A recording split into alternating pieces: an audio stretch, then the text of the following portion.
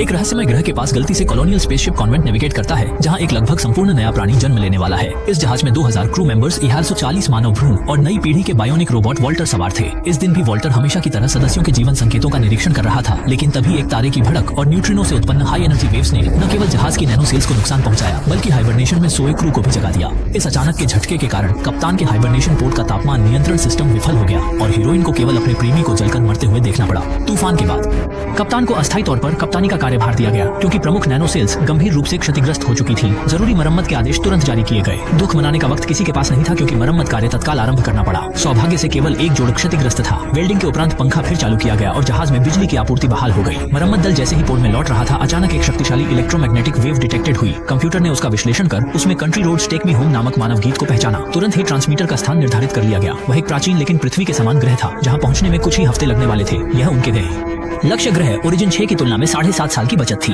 अब कोई crew member वापस हाइबरनेशन में नहीं जाना चाहता था। सबने सर्वसम्मति से पास के ग्रह की ओर यात्रा करने का फैसला किया। 10 दिनों के बाद कॉन्वेंट जहाज उस रहस्यमय ग्रह के ऊपर पहुंच गया। ट्रांसमीटर के सटीक स्थान को लॉक करने के बाद सुरक्षा की दृष्टि से मात्र जहाज ने पहले एक छोटा एक्सप्लोरेशन शटल अलग किया। जैसे ही यह वायुमंडल में प्रवेश कर रहा था, इसे इलेक्ट्रोमैग्नेटिक तूफान का सामना करना पड़ा। वॉल्टर को छोड़कर बाकी सभी सदस्य डर गए थे। इस प्रकार यह खतरनाक क्षेत्र को पार करते हुए अचानक सामने का दृश्य साफ हो गया।